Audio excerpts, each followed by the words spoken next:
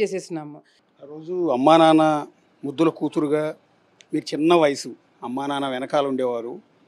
So ఒక్కసారిగా అమ్మ వెళ్ళిపోయిన కొద్ది రోజులకే నాన్న వెళ్ళిపోవటం, ఆ తర్వాత కష్టాలన్నీ చుట్టుముట్టడం, ఓ పక్క చెల్లి, ఓ పక్క తమ్ముడికి అప్పుడు వయసు కూడా మెచ్యూరిటీ కూడా మైనారిటీ కూడా తీరినట్లేదు.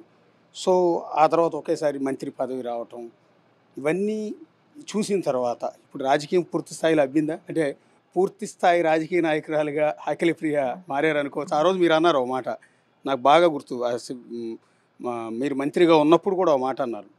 కొంతమంది నుంచి మీకు సివియర్ ప్రాబ్లం, మీరు మీరు మా అనుకున్న వాళ్ళ నుంచి మీకు ప్రాబ్లం వచ్చినప్పుడు మీరు మీ చెల్లెలు అన్నారు, ఇద్దరు ఆడపిల్లలం, అమ్మా నాన్న ఇద్దరూ లేరు, ఆడపిల్లలం ఫైట్ చేస్తూ ఉంటే మా మీద యుద్ధం చేస్తున్నారు, ప్రతి ఒక్కళ్ళు మా మీద శత్రువులాగా మారి మా మీద బాణాలు వేస్తున్నారు అని.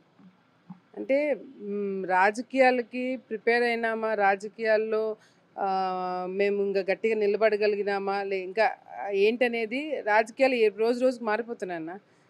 మారే రాజకీయాలని ఇంకా పాత పద్ధతిలో వర్గాన్ని మెయింటైన్ చేస్తూ కార్యకర్తలకి ఇబ్బంది లేకుండా మేమేదో డబ్బు రాజకీయాలను తీసుకొచ్చి ఈరోజు కార్యకర్తల మీద ప్రజల మీద ప్రెజర్ పెట్టకుండా నాకు తెలిసి మారే రాజకీయాల్ని గట్టిగా పట్టుకొని ఆలగడ్డలో అభివృద్ధి విషయంలో మార్పు రావచ్చు, కానీ నాకు తెలిసి రాజకీయాల విషయంలో మార్పు వస్తే అది చాలా తీవ్రంగా ఈ ప్రాంత ప్రజలు ఇబ్బందులు పడతారు. సో ఎంత చంద్రబాబు నాయుడు గారు, లోకేష్ అన్న గారు దీన్ని డెవలప్ చేయాలని అనుకున్నారో ఆ బాటలో మేము ప్రజలను నడిపిస్తూనే రాజకీయాలు పాత వర్గాలు ఉంటేనే రాజకీయాలు కరెక్ట్గా ఉంటాయి. ఎందుకంటే ఇప్పుడు మనం చాలా చోట్ల చూసినాం కాంప్రమైజ్ రాజకీయాలు ఎక్కువైపోయినాయి. సర్లే పోతేలే అవతలకి వెళ్ళి పని చేయించుకో, మన కాడికి వచ్చినప్పుడు మన కాడికి రా అని ఇంటర్నల్గా కాంప్రమైజ్ రాజకీయాలు ఎక్కువ అవడంతో వర్గము, రాజకీయము, ప్రజలు అందరూ కూడా ఇబ్బందులు పడతారు. అమ్మని ఫైర్ బ్రాండ్ అనేవాళ్ళు అదే మాట వాళ్ళు మిమ్మల్ని అంటూ ఉన్నారు.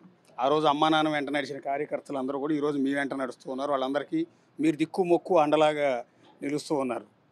సో ఎలా ఎలా నెట్టుకు రాగలుగుతున్నారు? ఆ ఫైర్ బ్రాండ్ అనే బిరుదులు కావచ్చు, ఆ జనాన్ని కావచ్చు, ఎవరైతే శత్రువులు చేస్తున్న దాడుల నుంచి కావచ్చు. అంటే ఫైర్ బ్రాండ్ అంటే కార్యకర్తల కోసము గట్టిగా నిలబడడం మాత్రమే నేను చేసింది. నా మీద అంటే అవతల వాళ్ళు నా మీద కేసులు పెట్టినా, నన్ను ఇబ్బంది పెట్టినా, వాళ్ళ కావాల్సినదంటే ఆడపిల్ల ఎందుకంత మొండిగా ఉండాలా, తగ్గాలా, ఈమె తగ్గుతూనే కదా. ఇంకా ఇప్పుడు నేను ఒక్కదానే నేను చేసేది. ఇప్పుడు నేను తమ్ముడు వచ్చినాము. గతంలో నన్ను ఏదో ఒక విధంగా నన్ను భయభ్రాంతులకు గురి చేసి నేను తగ్గాలి, నన్ను ఎదగనీయకుండా చేయాలని ఒక ప్రయత్నం చేయడం జరిగింది. ఎవరు కూడా ఎక్స్పెక్ట్ చేయనిది ఏంటంటే నేను గట్టిగా నెట్టుకోగలిగి రావడానికి కారణం కూడా నేను కాంప్రమైజ్ రాజకీయాలు కానీ, లేకపోతే నేను భయంగా ఇళ్లలో కూర్చొని రాజకీయాలు కానీ, మంచితనంతో కూర్చొని అవతల ఏం చేసినా కూడా నేను తిరగబడకుండా ఉండే రాజకీయాలు నా క్యాడర్ కూడా ఒప్పుకోరు నన్ను. నా క్యాడర్ కూడా ఈమె ప్రశాంతంగా ఉండాలా, ఈమె మంచిగా ఉండాలా, ఇల్లు కూర్చోవాలా అనేది నా క్యాడర్ కూడా అనుకోరు. ఈమె ఈ విధంగా ఉంటేనే మమ్మల్ని కాపాడుతుందనే ఆలోచన ఈరోజు నా కార్యకర్తలకు ఉంది కాబట్టి నేను ఆ విధంగా తయారైనా. యాక్చువల్గా చెప్పాలంటే నేను ఇట్లా తయారు కావడానికి భూమా నాగిరెడ్డి గారు, శోభా నాగిరెడ్డి గారు కాదు కారణం, నా కార్యకర్తలు వాళ్ళకి లీడర్గా ఎట్లా ఉండాలని వాళ్ళని తయారు చేసుకున్నారు. ఇక్కడ ఒక మీకు చాలా బాధాకరమైన విషయం, చాలామంది మిమ్మల్ని అడిగే ఉంటారేమో,